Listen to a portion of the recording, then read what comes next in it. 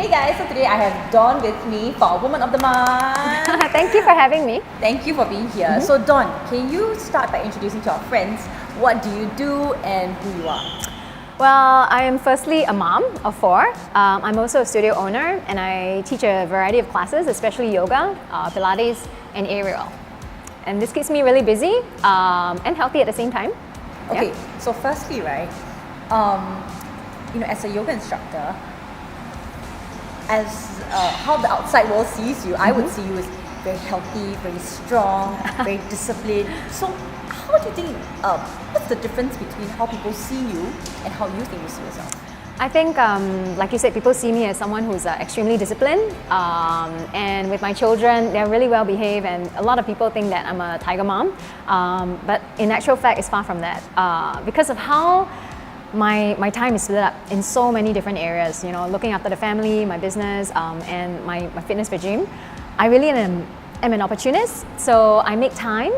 Sometimes things go out of control and the timing that I wanted to do my workout just doesn't happen. So I just make it happen in tiny little pockets throughout the day instead of just telling myself that it's just gone, we'll do it tomorrow or next week. And with regards to my kids, I really do let them tell me what they want to do, and then I support them in that. I think that has made my life a lot easier rather than having that kind of struggle with most of my friends where they have children who are at the teenage years and they become very rebellious, and I think that has helped me along the way. It's as I go along, I just go with the flow. It's never my way or no way at all. Yeah, so with my children, I think they really appreciate it, and it definitely has made my life a lot easier as a mom. So, being a mom of 4, right? Yeah. I think it's busy enough. What inspired you to start this business? It really had been something that I thought about for a long time, even before I had kids. Just things happened along the way, marriage, children, moving overseas. I actually lived overseas for almost 9 years because of my husband's job. So it came to a time where he was going to be posted overseas again, and I had students who were also coming over to my place to practice. When they found out that I was going to be moving, and I always had this desire to want to have my own studio. They supported me, and it just became a dream come true. So what are some of the challenges you face both as an entrepreneur, as a mom, and perhaps two of them together? Definitely time, not enough. Always not enough. If I had more time, I would do more things, which also doesn't help. So I'd say it's really prioritizing and time management, knowing what is important and just spending my time on them. It seems like everything's important, Yeah. Yeah, typically I would want to do everything. You only live once. Yes. So experience to me is a very important thing, and I want to learn and experience as much as I possibly can. However, in real life, that is not going to happen, so you got to prioritize. Seeing a beautiful studio and how old is your eldest kid? She's 14 this year. 14. I would think that your kids will be your biggest achievements and proudest moments. But I want to hear it from you. What are your biggest achievements for you so far?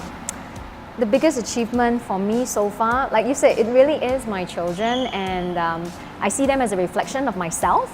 I think there's no doubt about it. You can't hide from that fact. They see you every step of the way. They see you at your worst moments. They see you in your best as well. So to be able to hear them tell me things like that they're proud of me, that they love me. Even at the supermarket, they would just stop me and just like, mommy, I love you. That kind of thing. It's like, where did that come from? Yeah. So it's things like that that make me know that I'm doing the right thing. I don't have to ask them, and this really was what I guess I was working for.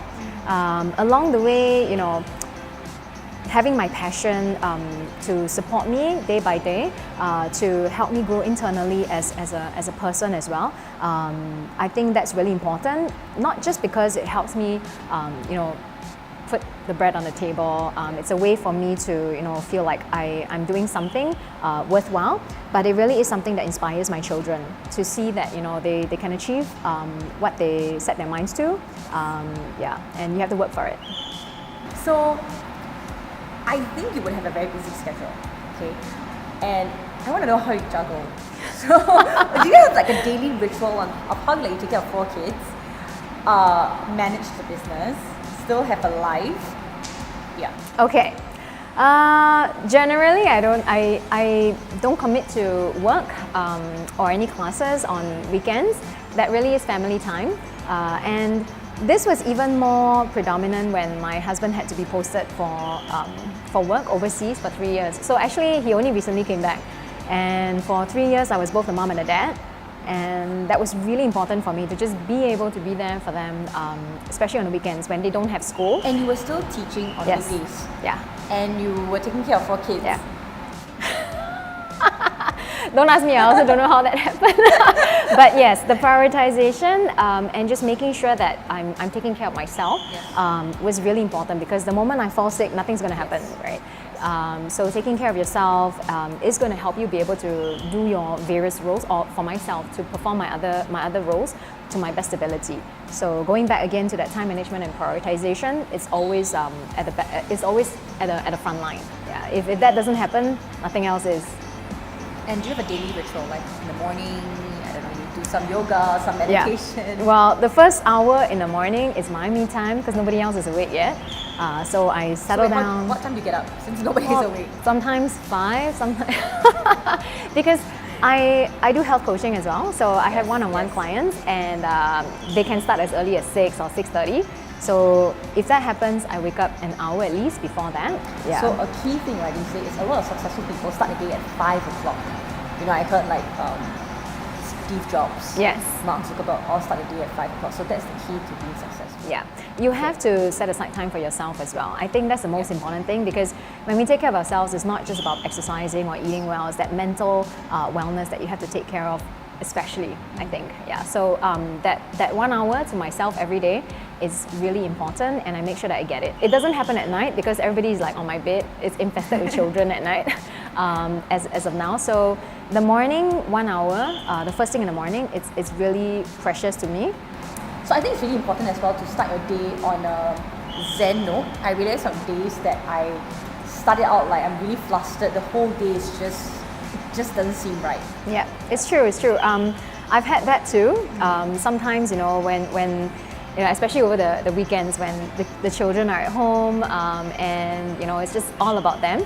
I don't really have that me time, because the moment I wake up, there's kids, you know, next to Jumping me. on your bed. Yeah, or like I have a foot in my face. Yeah. So sometimes the day doesn't start off the way that I want to. But you know, you just have to be able to go with the flow as well. So I'm far from a perfectionist in that way. You know, it's just being able to adapt, being able to tell yourself that, you know, this sort of thing happens, and you just deal with it. Yeah. So it never ruins my day totally. Yes, I literally get off the wrong side of the bed. But yeah, I mean, it doesn't let me depict the rest of my day. So I will do something else that can help me to get that reset going. So it might be I spend a little bit more time in the shower, I turn it into a spa session, or I just like literally the toilet is my zone. Yeah. The kids may think that I'm just having a long shower and things like that. Yeah, but you know, I'll light the candle, I'll play some music, you know, something to like at least give me that little bit of a reset that I need every single day. Yeah. And how do you rate your body confidence, or how do you view yourself? How do I view myself? My view of myself, well, I have high expectations. And it's a constant work in progress. It is a constant work in progress. Some days are better than others. Yeah. Sometimes I wake up and I was like, I really just want to go through the rest of the day. I just want to go back to sleep. So on a scale of 1 to 10, 1 being, you know, really Crappy. lousy, yeah. 10 being perfect. I would usually see myself at about 7. Yeah, 7 or 8 at most. I will never see it as perfect, because it, like I said, it's always a work in progress. If we see it as perfect and that's it, we're not going to do anything else, then I find that that's when you don't put in as much effort anymore. But I think I like what you said, that it kind of varies, you know, on there are crappy days. And it's normal to have crappy days. And on those days, you just feel like a 1 or 2. Yeah. But then there are days you feel really good about yourself, and you can be like 7, 8 or 9. Yes. Yeah, so I think that's a really important point. Yeah, but to reach that 7, 8 or 9, there will always be exercise that's involved. Yes. Yeah, because no doubt, you know, the exercise does bring about the happy hormones coming out. And I think if you can do it at the beginning of the day, it just helps you be able to go through the rest of the day on a much better note. So for now, you're probably far from your 80th or 90th birthday. But when you reach there, what would you like to say to yourself? I have to put this in, yeah. They say having one kid ages you by 10 years.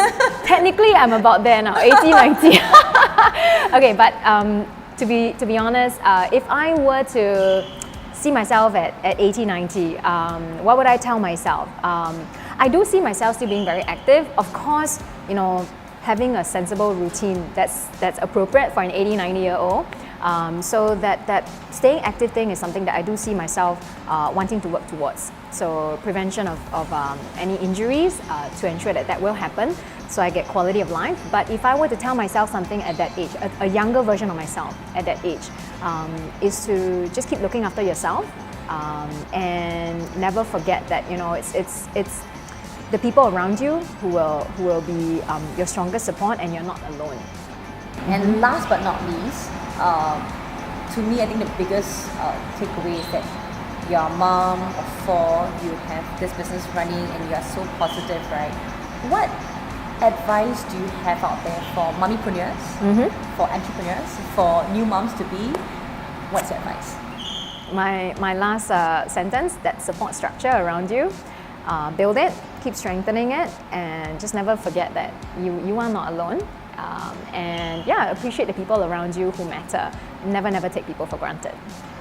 Thank you very much, Dawn. Thank you, for Cheryl. Sitting here and sharing with us, and thank you for listening. Thank you.